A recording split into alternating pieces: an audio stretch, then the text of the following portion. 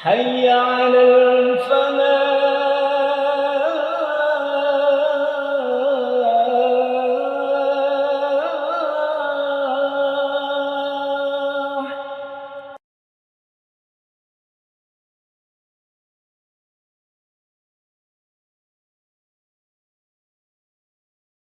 Bismillahirrahmanirrahim. Assalamualaikum warahmatullahi wabarakatuh.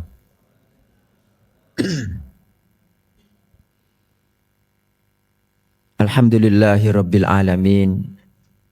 Wassalatu wassalamu ala imamil mursalin. Nabiyyina Muhammadin wa ala alihi wa ashabihi ajma'in, amma ba'd.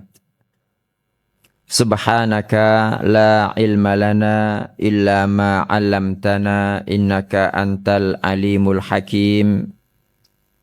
Allahumma anfa'na bima 'allamtana wa 'allimna ma yanfa'una warzuqna ilman yanfa'una.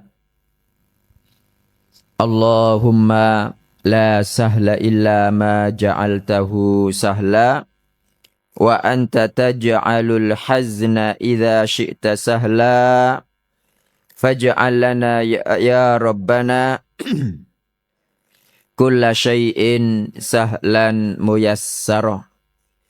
Allahumma inna na'udzu bika min ilmin la yanfa' wa min qalbin la yakhsha' wa min nafsin la tashba' wa min da'watin la yustajabu laha. Rabbi shrah li sadri wa yassir li amri wahlul 'uqdatam min lisani yafqahu qawli.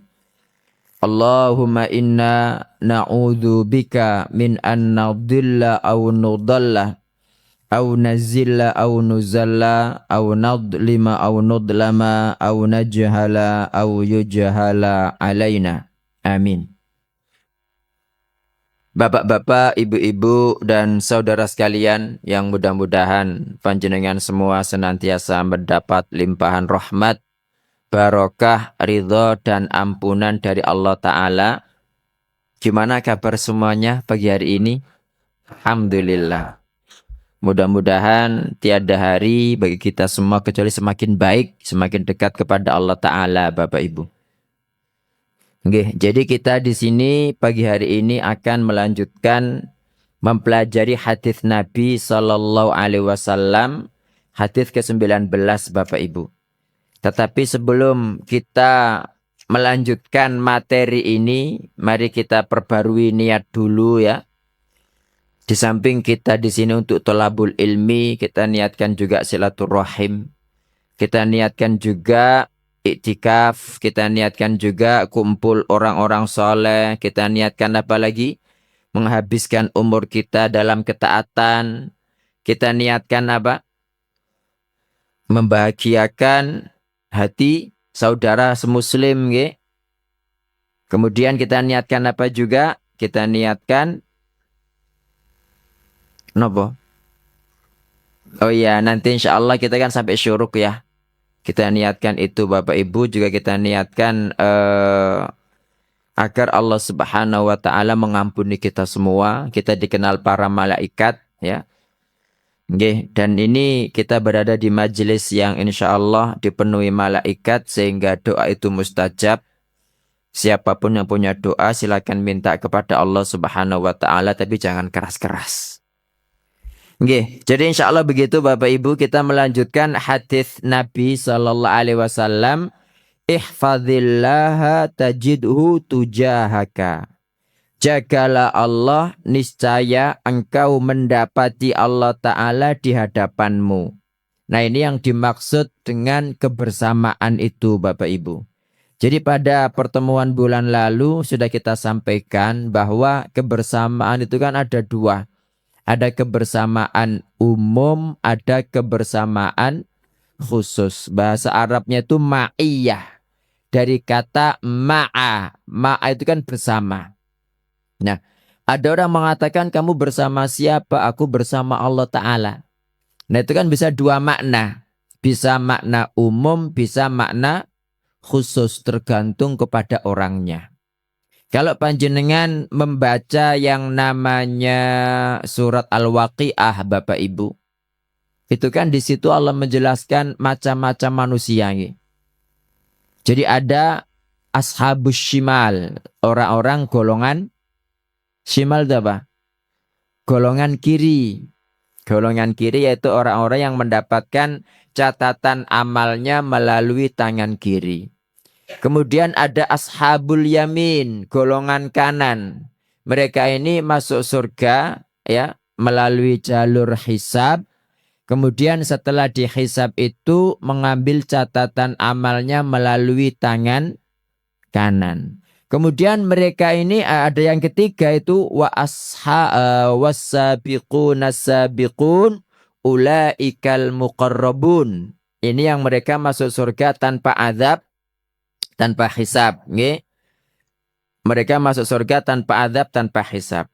Nah, pembagian ini Bapak Ibu itu juga disebutkan Allah Ta'ala. Silakan dibuka Qur'annya. Sudah ketemu? Surat Al-Maidah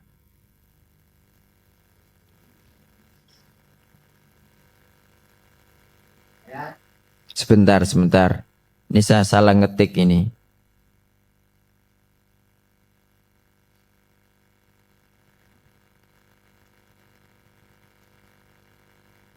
Surat Fatir rupanya. Surat Fatir, surat 35 ayat 32.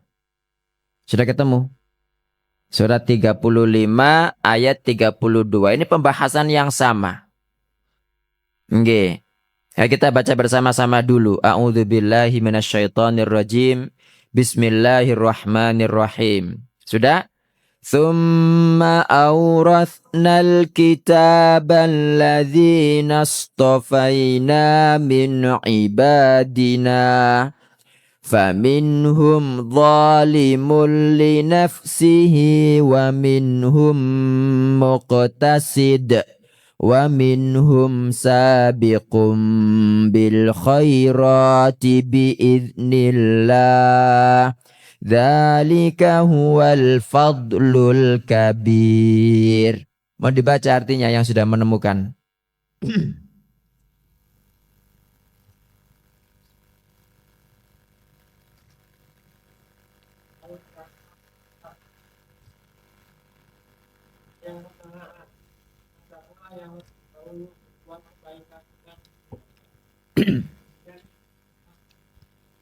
Oke. Ini di sini Allah Ta'ala menyebutkan manusia tergolong menjadi berapa? Sama seperti tadi kan? Jadi ashabus shimal itu di sini adalah zalimul li nafsihi, menzalimi dirinya. Semoga Allah Ta'ala tidak menjadikan saya dan panjenengan semua orang-orang dalam kelompok ini. Wa minhum muqtasid, ini kelompok kedua, pertengahan. Nggih. Kelompok kedua pertengahan ini ashabul yamin. Nggih. Kemudian wa minhum sabiqum bil khairat. Apa sabiqum bil khairat? Yang berbuat kebaikan. Jadi yang paling mendahului dalam berbuat kebaikan dengan izin Allah, inilah yang wasabiquna sabiqun ulaikal muqarrabun. Jadi wasabiquna sabiqun ini Bapak Ibu adalah mereka yang masuk surga tanpa azab, tanpa hisab. Mudah-mudahan Bapak Ibu kita pagi hari ini kan belajar nih, kita ngaji, belajar hadis ya.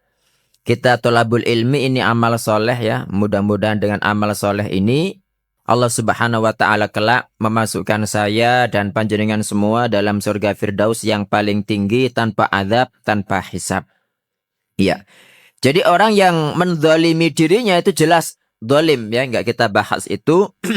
Yang kita bahas adalah ashabul yamin sama wasabiqun as-sabiqun atau wa minhum sabiqum bil khairati biiznillah.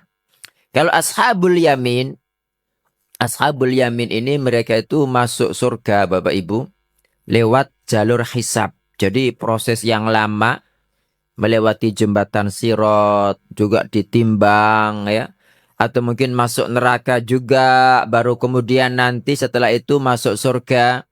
Karena ahlu tauhid ya, orang-orang yang melakukan apa? Orang-orang ahli tauhid itu kan macam-macam Bapak Ibu. ada yang mempunyai dosa-dosa. Ya. Nah, kalau kekuatan tauhidnya sangat besar, itu bisa dimasukkan Allah Ta'ala dalam surga gratis. Begitu. Tapi kadang-kadang ada di antara mereka itu dosanya banyak, tapi dia tidak pernah musyrik gitu loh. Nah, itu kan kembali kepada surat An-Nisa 48. Innallaha la yaghfiru ayyushraka bihi wa yaghfiru ma duna dzalika liman yasha. Allah tidak mengampuni dosa syirik dan mengampuni dosa-dosa yang di bawah syirik bagi siapapun yang dikehendakinya. Nah, maksud dikehendakinya di sini Allah kalau berkehendak memasukkannya dalam surga, kalau Allah berkehendak menyiksanya terlebih dahulu di neraka sesuai dengan kadar dosanya, tapi kemudian dimasukkan ke dalam mana? Ke dalam surga. Itu orang-orang muktasid, Bapak Ibu. Nah, sementara sabiqun bil khairat, inilah yang mereka mempunyai ma'iyah khosoh. Ya, ma'iyah khosoh. Jadi wasabiqun asabiqun ulaikal muqarrabun. Mengapa mereka masuk surga tanpa adab, tanpa hisab?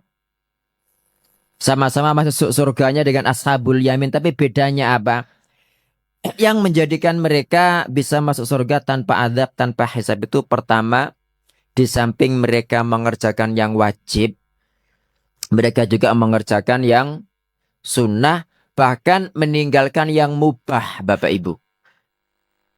Di samping mereka meninggalkan yang haram, mereka juga meninggalkan yang makruh, bahkan syubhat. Gitu loh. Jadi ini definisi mereka. Di samping mereka itu mengerjakan yang wajib, juga yang sunnah. Di samping mereka meninggalkan yang haram, mereka juga apa? Meninggalkan yang makruh, bahkan syubhat. Bahkan mubah pun itu mereka tinggalkan, Bapak Ibu. Kenapa? Karena ingin mendapatkan keutamaan Allah Subhanahu wa ta'ala. Nah, untuk muqtasidun tadi, ini muqtasidun tadi itu keumuman ahli tauhid. Ya, keumuman ahli tauhid. Mereka baik, Bapak Ibu, tetapi mungkin fokusnya hanya perkara yang wajib saja, hanya meninggalkan yang haram saja. Yang makruh tidak ditinggalkan, kadang-kadang syubhat juga masih, kadang-kadang yang mubah juga masih dikerjakan, begitu. Jadi semua amal soleh yang kita lakukan itu semua ditotal sama Allah Ta'ala, tidak ada yang sia-sia. Gitu. Jadi, فَمَنْ يَعْمَلْ مِثْقَالَ ذَرَّةٍ خَيْرًا apa? Yarah, وَمَنْ يَعْمَلْ مِثْقَالَ ذَرَّةٍ شَرًّا yarah. Jadi jangan pernah meremehkan kebaikan sedikit pun, Bapak Ibu. Jadi kembali kepada ihfadillah yahfadka, ihfadillah tajidhu tujahaka.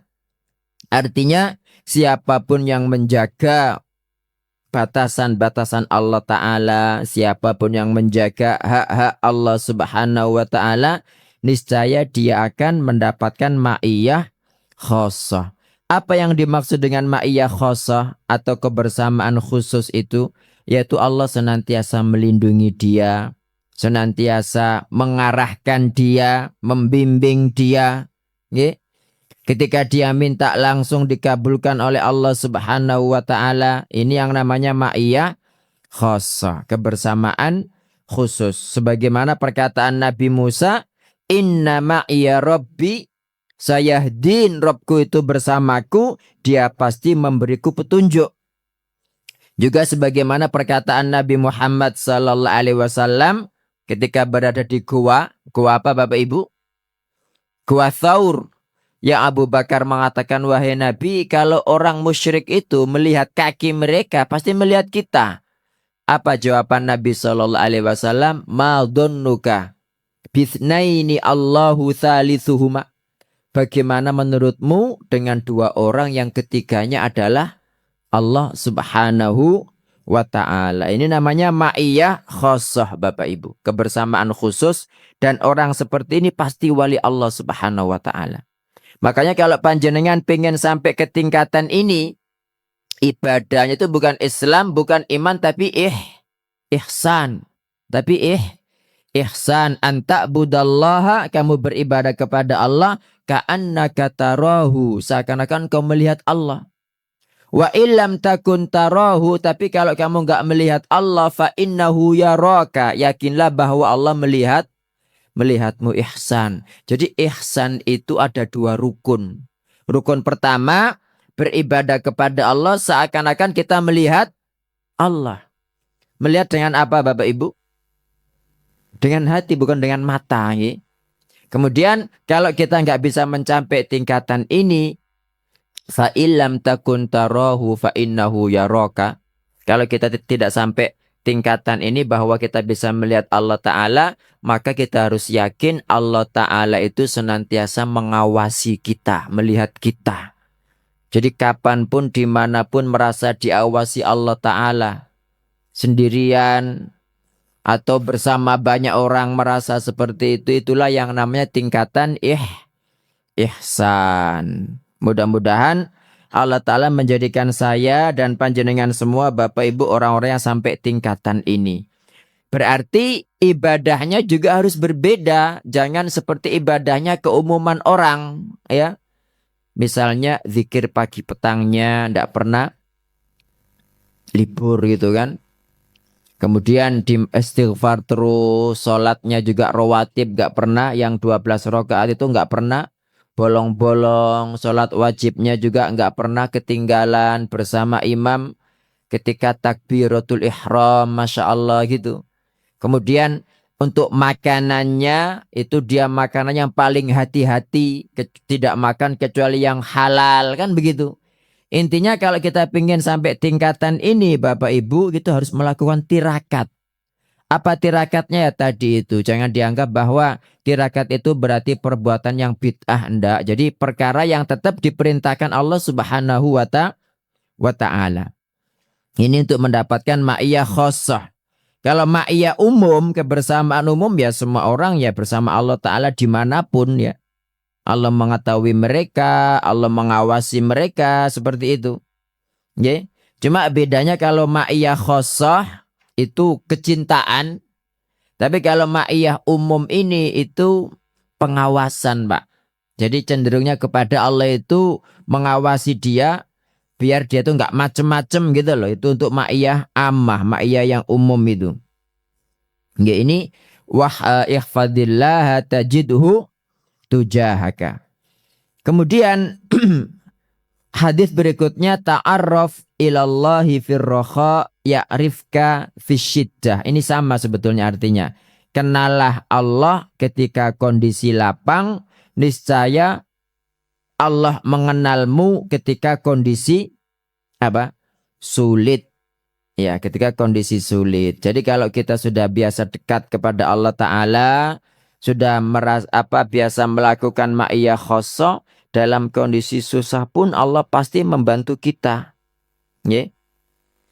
Seperti itu. Contohnya apa kemarin? Kisah siapa? Halo? Belum ya? Masa?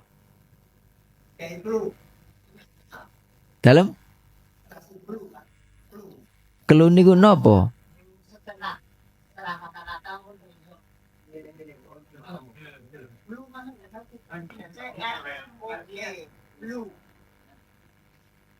Kata sedikit tapi nanti bisa memancing ingatan kita. Oh nggih. Iya, ta'arraf ilallahi firraha ya'rifka fisyiddah. Kenalah Allah dalam kondisi lapang, niscaya Allah mengenalmu dalam kondisi sulit. Bapak Ibu, ada orang itu pernah bilang, dia itu sebelumnya itu tukang adu pitik. Iya, tukang judi, macam-macam, barang bangkrut, ya. Bangkrut sebuah masjid, Pak. Salat jamaah, Masya Allah. Adzan. Jadi orang bagus. 1 bulan. Barang 1 bulan sudah begitu, ngomong, aku loh. Sudah dekat kepada Allah, tapi kok masih begini kondisi saya. Batinku, dapur ramu. Wingi-wingi. Ngono sak mono suwene barang mendekat titik langsung jaluk. Batin saya begitu. Nah ini Bapak Ibu kita diperintahkan Allah Ta'ala itu ketika kondisi lapang mengenal Allah Ta'ala, ketika kondisi sulit Allah pasti mengenal kita. Jangan sampai kita itu kenalnya pas sulit tok. Banyak orang curhat, kenapa Allah tidak mendengarkan doa saya? Jawabannya karena sampean kenalnya gak buru. Kenalnya pas kondisi susah tok. Pian-pian di mana sampean? Gitu loh. Pas uangnya banyak, wis semua maksiat dilakukan gitu kan. Barang habis, bis mentok kudu mati baru mendekat kepada Allah Subhanahu wa Ta'ala. Nah kalau begitu ya sama Allah nggak digatekke. Sama seperti Fir'aun kan. Kenapa Fir'aun? Fir'aun itu Bapak Ibu karena dia sudah sangat rusak ya sebelum-sebelumnya. Bahkan ketika tobat pun kepada Allah Ta'ala nggak diterima kan. Masih ingat ayatnya? Masa? Oh Pak BK ini perasaan gue sudah berkali-kali ini. Sampai saya tadi itu khawatir ngundang orang-orang bosen kok ikai wae gitu. Belum berarti sudah kan? Nggih. Monggo silakan dibuka surat Yunus. Nggih. Surat Yunus. Gimana bunyinya?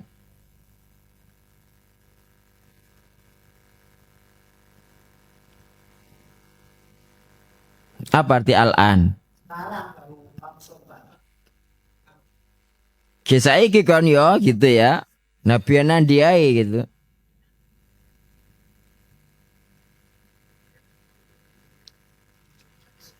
Nggih, gimana bunyinya?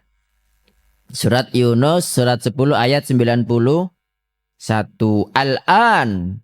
Nah, cuma sebelumnya itu 90 Bapak Ibu, nggih. Sudah ketemu? Ayo kita baca dulu. Cari barokahnya firman Allah Ta'ala. 1, 2, 3. Sampun. Wajawazna bibani Isra'ilal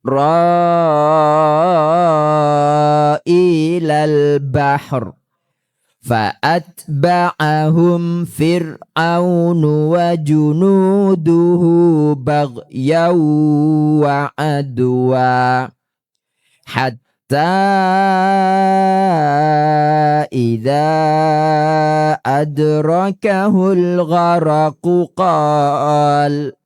qala amantu annahu la ilaha illalladzi amanat La ilaha illalladzi amanat bihi banu Israila wa ana minal muslimin. Mohon artinya? Kemudian Fir'aun dan barang-barangnya menghukum mereka untuk mendolimi dan menghindar mereka sehingga berikan kami adalah yang kata.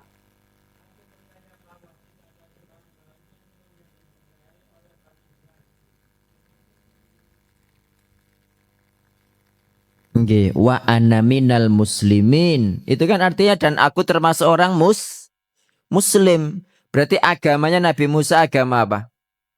Muslim, enggak ada agama Yahudi, Nasrani enggak ada. Wa ana minal muslimin. Tobat enggak Fir'aun ini? Dia mengucapkan la ilaha illallah enggak? Mengucapkan la ilaha illalladzi amanat bihi banu Israil. Apa kata Allah? Al-an. Saiki kan ya ngomong ngono gitu. Al-an wa qad asaita qablu wa kunta minal mufsidin. Baru sekarang ya kamu mengucapkan itu padahal sebelumnya kamu maksiat dan termasuk orang-orang berbuat kerusakan. Ya minal mufsidin termasuk orang-orang berbuat kerusakan. Sebaliknya Bapak Ibu, kalau orang biasa berbuat baik,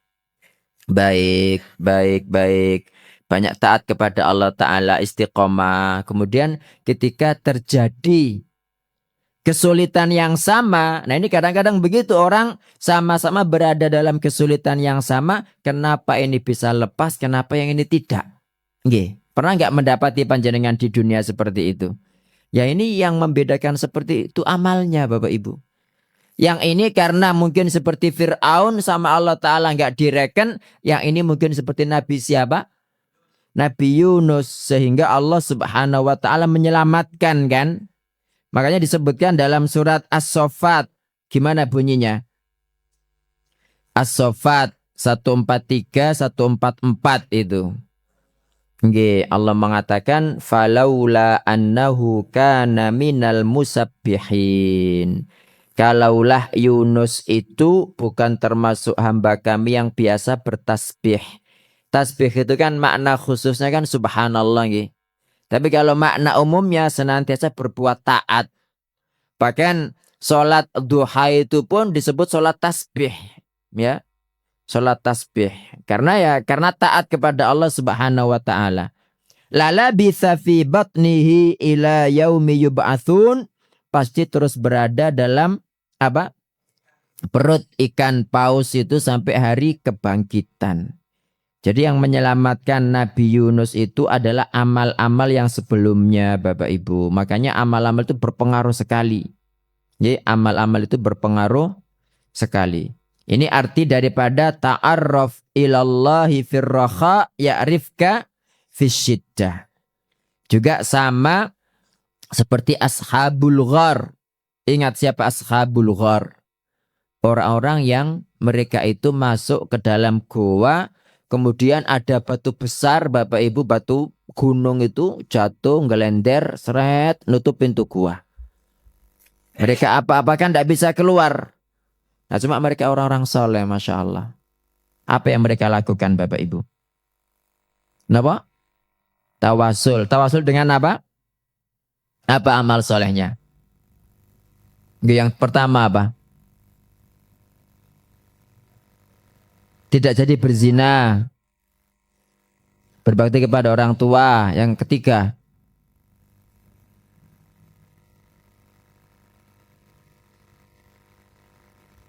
Oh iya, jadi yang pertama itu baktinya kepada orang tua. Ya.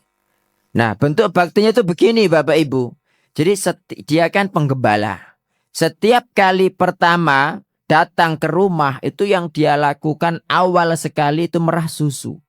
Baik datangnya pagi, datangnya siang. Pertama kali yang dia lakukan itu adalah merah susu. Kemudian diberikan kepada kedua orang tuanya. Nah, suatu ketika dia ini datangnya malam karena pergi jauh nyari rumput kan, jauh sampai rumah kondisi malam.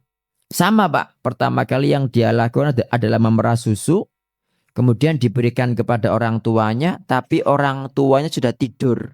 Nah, itu dipegang begini susu itu. Anaknya itu minta merengek-rengek susu gak diberikan di kakinya itu. Ya mungkin tidak punya kulkas paling ya. Jadi dipegang begini sampai pagi ketika orang tuanya bangun baru diberikan. Nah terus dia bilang, ya Allah, kalau aku melakukannya ikhlas untukmu, bukakan pintu goa ini. Terbuka Pak, seret gitu.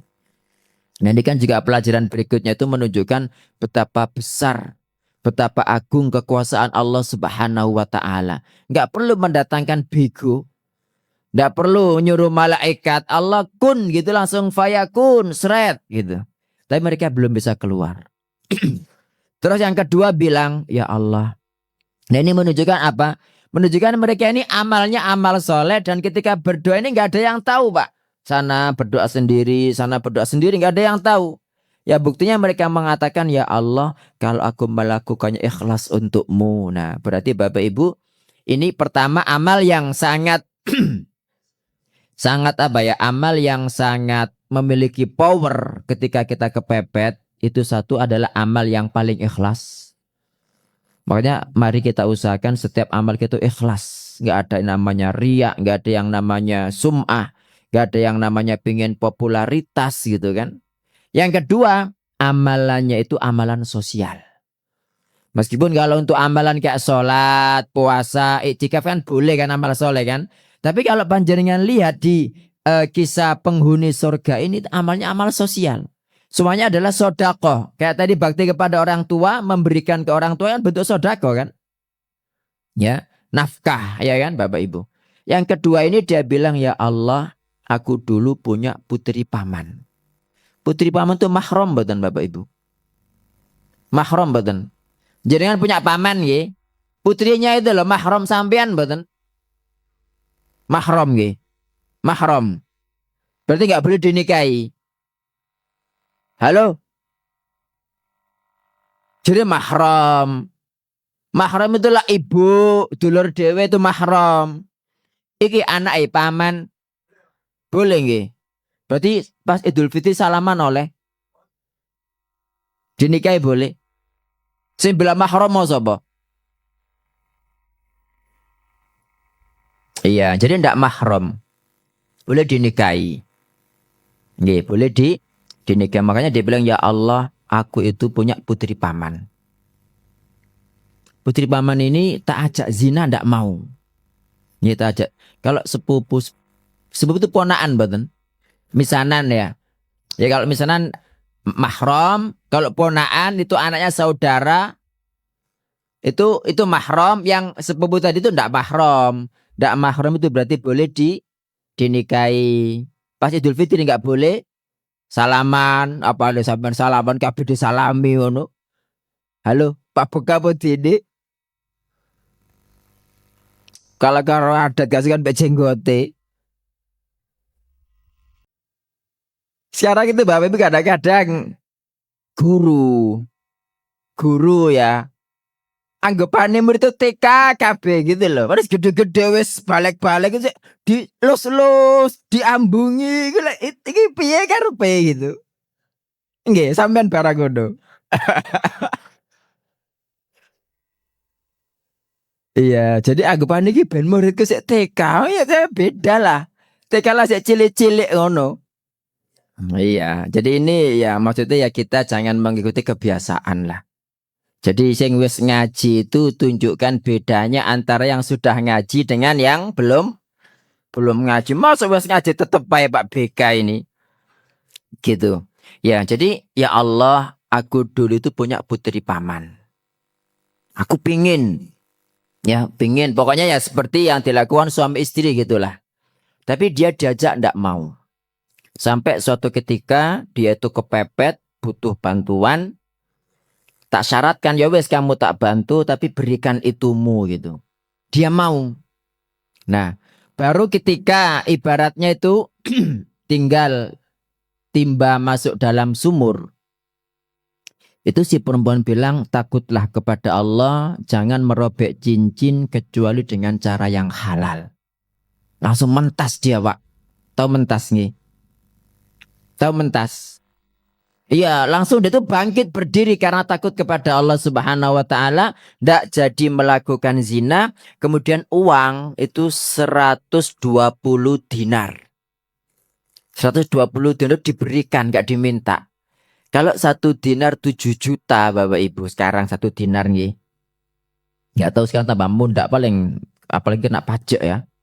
Tambah naik tinggi.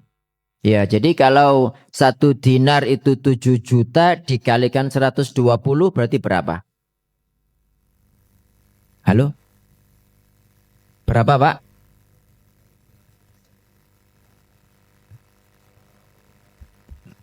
Si 120 kali 7 juta. 840 juta. Berarti seharga Fortuner nih. Ya Banda, lo serius ini. Berapa harga Fortuner? Nek baru. Oh, 840 ribu ini dapat 40 juta dapat apa? Alphard? Ya dapat ya. Pokoknya 120 dinar kalau sekarang dengan dinar 7 juta itu 840 juta itu ditinggalkan. Dia bilang, ya Allah, kalau aku melakukannya ikhlas untukmu, bukakan pintu goa ini. Ini termasuk sedekah enggak? Infak enggak? Masuk ke infak, sosial enggak? Sosial. Terbuka Pak, seret. Tapi mereka masih belum bisa keluar. Terus yang ketiga, ya Allah, curhat Bapak Ibu. Jadi panjenengan itu curhatnya kepada Allah Ta'ala. Jangan curhat di Facebook, jangan curhat di WA. Dan Allah itu kira-kira tahu enggak permintaan kita? Tahu, tapi kenapa kok dia curhat begitu cerita? Nah itu Allah suka begitu gitu loh. Jadi Allah itu lebih suka kalau panjenengan itu cerita semua, dikeluarkan keluh kesahnya, itu begitu seperti orang ini. Jadi Allah tambah seneng gitu. Cerita, ya Allah, aku dulu itu punya karyawan. Kemudian karyawan ini di antara mereka itu ada yang pulang sebelum mengambil gajinya. Kemudian gajinya ini tak kembangkan, ya, tak kembangkan. Jadi bukan cuma disimpan biasa, tapi dikembangkan. Misalnya kalau digunakan beli ayam itu banyak, terus dikembangkan lagi untuk beli kambing. Kambing banyak dikembangkan lagi untuk beli sapi. Sampai satu lembah itu penuh dengan ternak. Itu dari uang tadi itu. Orang itu biasa melakukan begini kan untuk harta pribadinya kan. Ini bos, uang karyawannya dibuat seperti itu. Gitu loh. Dan ini tetap milik karyawannya, bukan milik dia gitu. Sehingga suatu ketika karyawannya datang, nagih upahnya itu. Ya Abdullah, wahai Abdullah, aktini ajri, berikan kepadaku upahku gitu. Dia bilang, dia menunjuk ke lembah yang penuh dengan ternak tadi itu loh, gaji sampean. Ya ini agak marah si karyawan ini karena dia tahulah nggak sampai seperti itu gajinya. Terus dia cerita bahwa gaji sampean itu tak kembangkan sampai seperti itu gitu. Akhirnya apa Bapak Ibu? Akhirnya ya diambil semua. Jadi kalau ada truk-truk yang di pinggir jalan untuk apa tuh? Iya, rental ya, bukan rental. Ya, pokoknya yang truk yang disewa-sewakan itu diangkut semua. Jadi sampai Nabi itu mengatakan itu diangkut semua dan tidak disisakan sedikit pun untuk si bos ini. Ya mestinya kan kalau sebagai bentuk terima kasih ya mbok ditinggali kambing telu, onto loro, sapi siji lah gitu sih. Diangkut semua. Dan ini ndak nyelatu ini bosnya nih. Sekarang bilang, ya Allah, kalau aku melakukannya ikhlas untukmu, ya, bukakan pintu goa ini. Terbuka enggak Bapak Ibu? Terbuka, kemudian mereka semua keluar. Jadi pelajarannya di sini kalau kita pingin, ya seperti mereka ketika kita lagi susah dibantu sama Allah Ta'ala. Apa? Jadi kita senantiasa mengenal Allah dalam kondisi lapang. Ya. Satu. Yang kedua, sampeyan itu harus memiliki khobi'atun minal amalis sholih. Apa itu khobi'ah? Khobi'ah itu simpenan. Ya. Khobi'ah itu amal simpenan, ya, yang hanya diketahui Allah dan sampeyan tok. Ya terserahlah jenengan itu mampunya apa. Kalau yang pertama tadi apa Bapak Ibu? Yang orang yang masuk ke dalam gua tadi apa? Berbakti kepada kedua orang tua. Yang kedua apa? Mau zina nggak jadi kan? Di samping sodako tadi itu. Samono kiye jare 840 juta. Weh. Yang ketiga apa? Yang ketiga, andaikan Pak Beka jenengan jadi orang keempat. Itu jenengan sebut apa kira-kira? Halo? Atau jenengan semua wis? Tadi kan 3 orang dalam goa. Kalau jenengan jadi orang yang keempat, kira-kira yang jenengan sebut itu lo apa? Rahasia, mereka gak ono balik. Iya. Jadi jangan sampai Bapak Ibu gara-gara jenengan orang yang keempat, 3 orang gak bisa metu lo ya. Ini PR kita. Makanya mulai sekarang itu kita mikir apa amal yang kita mampu, ya. Sehingga dalam kondisi-kondisi kepepet baik di dunia maupun di akhirat itulah yang kita sebut kepada Allah Subhanahu wa taala. Kenapa? Iya, tapi si amalan sunnah, kok amalan bid'ah. Enggak, harus amalan yang dicontohkan Nabi Muhammad sallallahu alaihi wasallam. Itu Bapak Ibu tentang ta'arraf ilallahi firraha ya'rifka fisyiddah. Kenalilah Allah Ta'ala dalam kondisi lapang, niscaya Allah mengenalmu dalam kondisi sulit. Dan orang yang senantiasa kayak panjenengan begini kan sering di majelis taklim ya. Itu kan otomatis apa? Sering berjumpa malaikat sehingga malaikat kenal.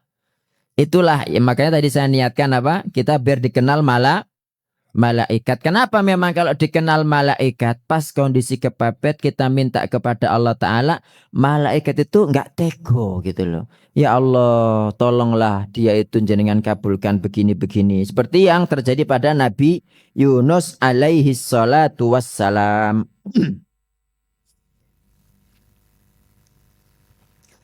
Kemudian lanjutannya wa'lam ketahuilah annama akhta'aka lam yakun liyusibak wa ma asabaka lam yakun liyukhti'ak. Ini berkaitan dengan masalah takdir Bapak Ibu. Ketahuilah annama akhta'aka bahwa perkara yang tidak menimpamu, bahwa perkara yang tidak dicatat untukmu, lam yakun liyusibaka tidak akan menimpamu. Bisa difahami nggih? Wa ma asabaka lam yakun liyukhti'ak, dan apapun yang menimpamu itu bukan kebetulan. Apapun yang menimpamu itu bukan suatu kesalahan. Jadi intinya Bapak Ibu, di dunia ini tidak ada yang namanya kebetulan. Pagi hari ini misalnya. Ya, ini tanggal berapa ini? Hari apa ini? Bulan apa ini? Yang datang panjenengan-panjenengan semua kita bahas ini enggak kebetulan, Pak. Ini sudah ada takdirnya. Dicatat Allah Ta'ala kapan? 50.000 tahun sebelum Allah menciptakan langit dan bumi. Jadi kalau misalkan ini enggak ada catatannya, enggak bakalan terjadi. Itulah arti wa'lam annama akhta'aka lam yakun liyusibak. Apapun yang tidak dicatat untukmu enggak bakalan menimpamu. Wa ma asabaka lam yakun liyukhti'ak, dan apapun yang menimpamu itu bukan suatu kesalahan. Itu bukan suatu kebetulan, tapi memang ada catatannya. Jelas nggih Bapak Ibu? Rufi'atil aqlam, makanya pada riwayat sebelumnya rufi'atil aqlam, pena telah diangkat. Artinya apa? Jadi semua catatan sudah selesai. Kapan selesainya? 50.000 tahun sebelum Allah Ta'ala menciptakan langit dan bumi. Wajafatis suhuf, dan lembaran-lembaran telah kering. Ya, berarti sekarang tinggal pelaksanaan. Kita berjalan sekarang ini berjalan sesuai dengan yang ada catatannya. Kalau tidak ada catatannya tidak akan terjadi, tidak akan berjalan begitu Bapak Ibu. Oke. Nah, untuk masalah takdir ini, itu kan ada dua kelompok yang sama-sama tidak benar. Ada kelompok Qadariyah, ada kelompok satunya apa? Jabariyah. Ini dua-duanya ini sama-sama mengingkari takdirnya Bapak Ibu. Kalau orang Qadariyah mengatakan bahwa takdir itu tidak ada. Allah itu tidak mentakdirkan apapun. Allah itu tidak menghendaki apapun. Itu orang Qadariyah. Semuanya tergantung kita. Kitalah yang berkehendak. Jadi Allah itu baru tahu setelah kejadian. Nah jelas tidak benar kan? Kebalikannya orang Jabariyah. Orang Jabariyah itu mereka menetapkan takdir tapi kebablasan. Maksudnya bagaimana? Mereka mengatakan bahwa kehendak itu semuanya dari Allah Ta'ala. Kita tidak punya pilihan. Itu Jabariyah. Jadi Jabariyah itu kan maksa kan. Jadi ibaratnya kita semua ini dipaksa oleh Allah Subhanahu wa Ta'ala. Maka dari buruknya pemahaman Jabariyah ini Bapak Ibu itu muncul pertanyaan. Ya. Bahwa Allah itu zalim. Kenapa Allah menciptakan orang kafir jadi kafir. Tapi kemudian memasukkannya dalam neraka. Ya. Kenapa mereka mengatakan Allah Ta'ala zalim? Ya karena rusaknya pemahaman mereka. Mereka mengatakan kita ini dipaksa. Jadi yang dipaksa tidak datang ke sini. Enggak dipaksa Bapak Ibu. Justru kalau dipaksa itu kan enggak ada dosanya kan. Halo, iya apa enggak? Orang ketika dipaksa itu malah nggak ada dosanya. Makanya pena itu kan diangkat dari 3 orang kan, dari 3 golongan kan. Anis sobiyyi hatta yahtalim, anak kecil sampai mimpi basah balik. Wa anil majnuni hatta yafiq, orang gila sampai sadar kembali. Yang ketiga apa? Lupa. Yang bisa jawab boleh pulang. Orang tidur sampai bangun. Ya. Makanya orang-orang ini ketika mereka melakukan itu ya nggak dianggap. Orang dipaksa, ya dipaksa bunuh misalnya. Ayo kamu lakukan, kalau nggak kamu tak bunuh. Itu dihukumi nggak dalam Islam? Tidak Bapak Ibu, karena bukan pilihannya sendiri. Jadi kita mendapatkan pahala itu kalau kita berbuat berdasarkan pilihan kita sendiri, kehendak kita. Gitu loh. Ya, makanya itulah arti la yukallifullahu nafsan illa wus'aha. Allah tidak membebani seseorang kecuali sekadar kemampuannya gitu. Nah, ini orang Jabar yang mengatakan seperti itu. Ini Jabariyah.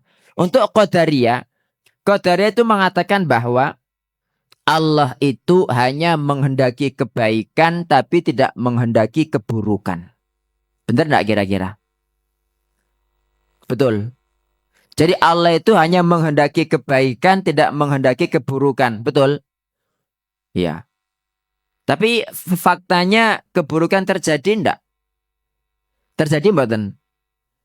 Nah, kalau Allah enggak menghendaki tapi keburukan tetap terjadi, berarti siapa yang berkehendak? Ya setan berarti. Berarti lah setannya lebih kuat. Nah itu disitulah buruknya pemahaman Qadariyah. Jadi Allah Ta'ala itu Bapak Ibu menghendaki kebaikan juga menghendaki keburukan. Ada cerita begini, kisah nyata nih.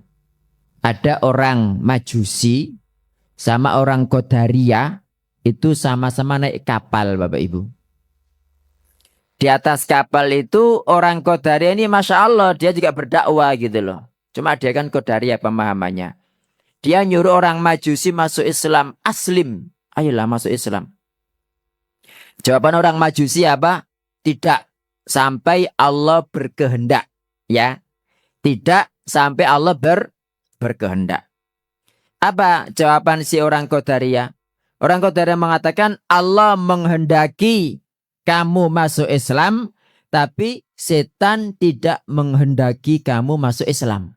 Ada Allah, ada setan. Allah menghendaki kamu masuk Islam, setan tidak menghendaki kamu masuk Islam. Apa jawaban si Majusi? Dengan aku bersama setan. Faham ya? Berarti kan dia mengatakan bahwa Allah menghendaki kebaikan, tidak menghendaki keburukan. Tapi keburukan tetap terjadi enggak? Nah, kalau keburukan tetap terjadi dan Allah tidak menghendaki tapi tetap terjadi, terus siapa yang menghendaki? Pasti syaitan. Berarti syaitan lebih kuat daripada Allah. Nah, itulah yang namanya kekufuran di situ, Bapak Ibu. Bisa difahami nggih? Halo? Atau bingung? Ngopi dulu. Wah, Pak BK ini.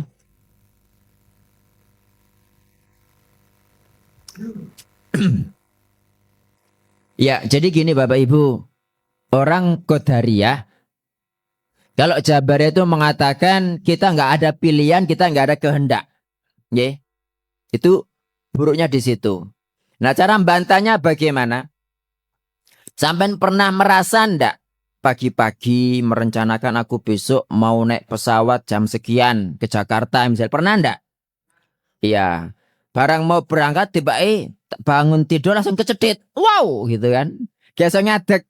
Pernah enggak? Nah kalau begitu tuh siapa yang menghendaki coba? Ya jelas Allah. Nah bagaimana sampean mengatakan bahwa kita dipaksa? Mau itu kan bukan keinginan kita. Kita merencanakan begini tiba besok mau berangkat awak gerges. Mencret misalnya. Ada enggak? Nah, itu bukti bahwa kita ini makhluk yang diatur. Kita makhluk yang diatur ya Bapak Ibu. Ya kembali kepada orang apa? Maaf itu tadi Qadariyah ya. Qadariyah. Berarti kalau orang Jabariyah Bapak Ibu. Orang Jabariyah itu kan panjenengan lapar ya. Kalau lapar itu yang jenengan lakukan apa? Golek mangan. Enggak ngomong, dek takdiri wareg lak wareg dewe. Enggak gitu. Jabar itu kan mengatakan dipaksa kan. Kita dipaksa Allah Subhanahu wa taala. Jadi enggak ada usaha kan. Ya, dek takdiri masuk surga lah masuk surga dewe. Dek takdiri masuk neraka masih jadi orang apik ngapain? Tetap masuk neraka kan. Itu orang Jabar ya berarti nek ngelamar gak usah ngelamar. Gak usah nikah, nek ditakdir punya anak-anak dhewe lah pun nikah barengan begitu Bapak Ibu. Itu untuk bantah orang Jabariyah. Dan kadang ada orang itu berkilat dengan takdir, Pak. Paham nggih? Jadi dia melakukan misalnya ada anak ya melakukan kesalahan begitu Bapak Ibu, enggak lulus. Terus dia bilang ini lo takdir. Benar enggak kira-kira? Ya benar ya salah, tapi banyak salahnya. Kalau ada orang itu berdalil dengan takdir atas kesalahannya, caranya apa? Sampai duduk kepalanya Pak. Ceplak gitu ya. Dia marah enggak kira-kira? Lo enggak boleh marah, ini takdir kok gitu. Ya jadi orang yang berdalil dengan takdir itu begitu. Kita enggak boleh berdalil dengan takdir atas kesalahan yang terjadi. Karena kita punya pilihan gitu loh. Kita punya pilihan. Kita punya pilihan bisa memilih mana yang baik, mana yang buruk. Seperti itu. Kembali kepada Qadariyah. Jadi orang Qadariyah ini Pak BK dan para jamaah yang lain. Ya. Semoga Allah merahmati panjenengan semua dan memberkahi Bapak Ibu. Orang Qadariyah itu mengatakan Allah itu hanya menghendaki kebaikan, tidak menghendaki keburukan. Nah ini tidak benar. Tidak benarnya di mana gitu. Tidak benarnya itu ketika Allah tidak menghendaki keburukan, tapi faktanya keburukan tetap terjadi. Kalau keburukan tetap terjadi, sementara Allah nggak menghendaki, terus apa yang berkehendak? Berarti kan ada Tuhan lain kan? Yang kuat ya kan? Allah nggak menghendaki, tapi kok tetap terjadi. Di sini letak kesalahannya Bapak Ibu yang menjadikan mereka kufur itu di situ. Karena meyakini ada kekuatan lain selain Allah Subhanahu wa taala. Apa bedanya dengan orang yang nyembah kuburan, nyembah dukun, nyembah jin ya kan? Seperti itu. Jelas nggih? Nah, tadi contohnya itu orang di atas kapal. Di atas kapal ada orang Majusi. Orang Majusi itu orang Syiah, orang Iran penyembah api ya. Penyembah api bersama orang Qadariyah. Orang Qadariyah bilang, ayolah masuk Islam. Si Majusi bilang, tidak. Sampai Allah berkehendak. Orang Qadariyah bilang, Allah berkehendak kamu masuk Islam. Tapi setan tidak berkehendak kamu masuk Islam. Akhirnya ini malah dijadikan dalil buat orang si Majusi, aku bersama yang paling kuat. Ya. Aku bersama yang paling kuat, maksudnya dia bersama setan tidak mau masuk Islam. Berarti kan di sini setan dibuat tandingan bagi Allah Ta'ala kan. Nah disitulah letak keburukannya Bapak Ibu. Nah untuk tingkatan-tingkatan takdir, saya sudah pernah menyampaikan, kan ada 4. Ada yang ingat? Pertama ilmu. Kedua adalah kehendak. Ketiga apa? Halo? Ketiga itu catatan, tulisan. Yang keempat adalah ciptaan. Ini tingkatan-tingkatan takdir. Yang pertama apa? Yang kedua? Yang ketiga? Yang keempat? Ciptaan. Maksudnya apa ini? Yang pertama ilmu. Maksudnya apapun yang terjadi. Mulai zaman 0 sampai kiamat Bapak Ibu. Baik atau buruk. Itu semuanya terjadi berdasarkan ilmu Allah Ta'ala. Tidak ada lah. Allah itu kan maha mendengar, maha mengetahui kan. Tidak ada sesuatu pun terjadi terus Allah tidak tahu. Tidak. Jadi semua itu terjadi berdasarkan ilmu Allah Ta'ala.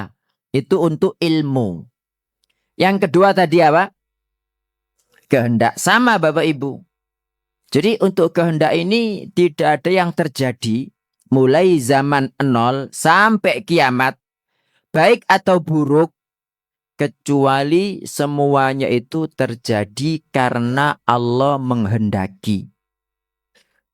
Jika Allah tidak menghendaki, nggak bakalan terjadi meskipun keburukan. Jelas nggih? Ya. Yang ketiga apa? Catatan. Sama, Pak. Catatan itu berarti tidak ada yang terjadi mulai zaman 0 sampai kiamat, baik atau buruk, kecuali semuanya terjadi karena Allah Ta'ala mencatatnya. Kalau tidak ada catatannya nggak bakalan terjadi, Bapak Ibu. Yang terakhir apa? Ciptaan. Sama, Pak. Tidak ada yang terjadi mulai zaman 0 sampai kiamat, baik atau buruk di alam semesta ini, kecuali terjadi itu karena Allah menciptakannya. Itu tentang takdir. Jelas nggih?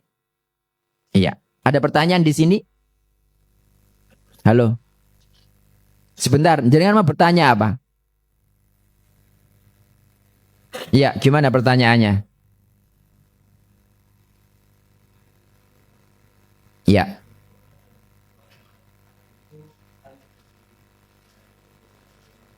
Oh ya. Oke, insya Allah. Terima kasih. Ya, saya kira bertanya yang lain gitu loh. Nah, ini saya masih melanjutkan. Tapi nggak ada yang bertanya masalahnya jenengan ini. B bertanya, Ustadz, masa ya Allah itu menghendaki keburukan? Kok nggak ada yang bertanya begitu sih? Halo, Pak BK. Oh, iya, ta. Allah menghendaki keburukan enggak, Bapak Ibu? Allah suka keburukan berarti? Jadi Allah itu tidak menyukai keburukan, Pak. Enggak menyukai dosa, Allah enggak menyukai.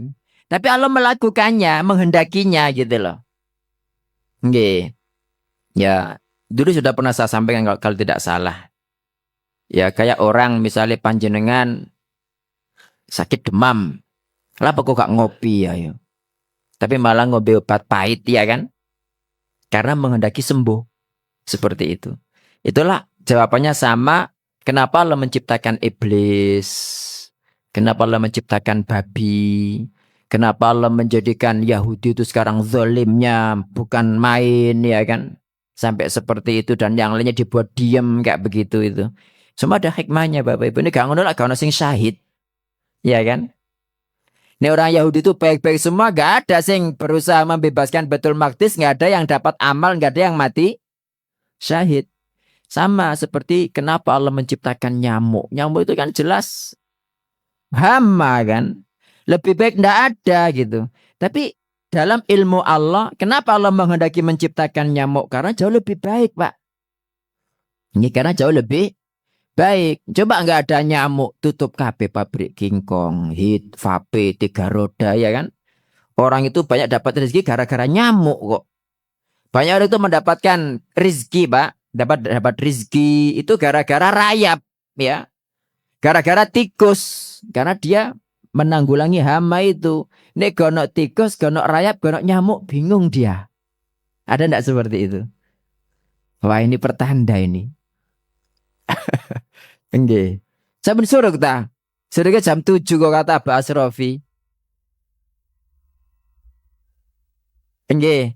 Nggih, tadi kembali ke tadi di pertanyaan gitu, tentang Allah menghendaki kebaikan dan keburukan.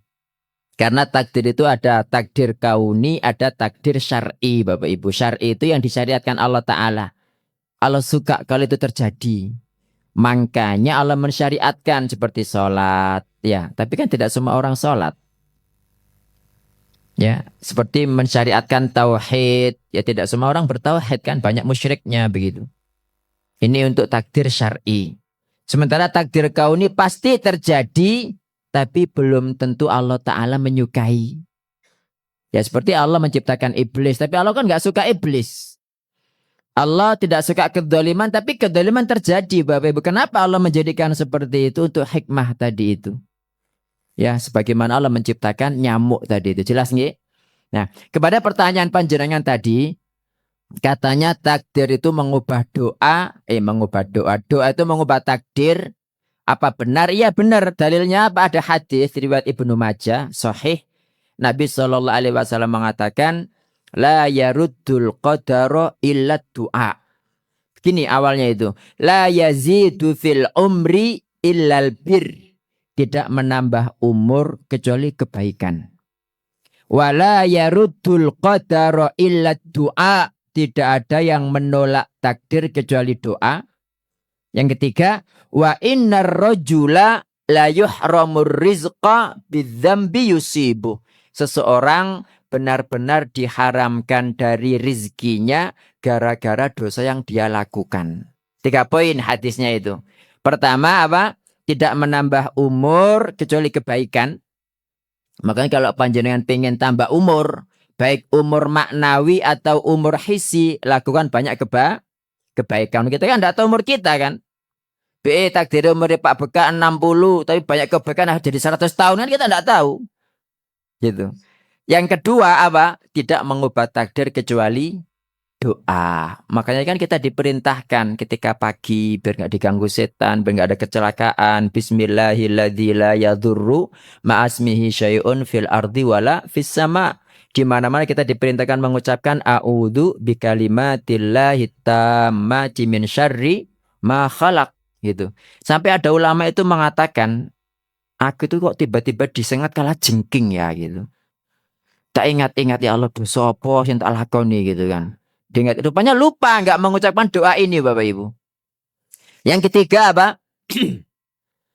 Yang ketiga, dan seseorang diharamkan dari rezekinya gara-gara dosa.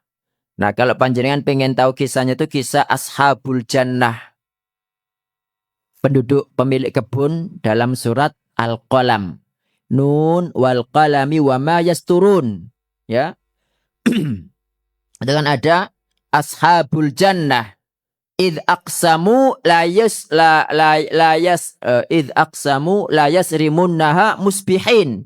Dalam surat Al-Qalam, penduduk kebun ya. Jadi mereka bersumpah akan memanennya besok pagi gitu.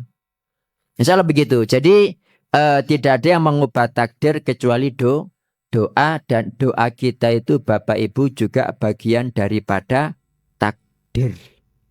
Gitu, doa kita juga bagian daripada takdir. Insya Allah begitu. Wallahu ta'ala a'lam.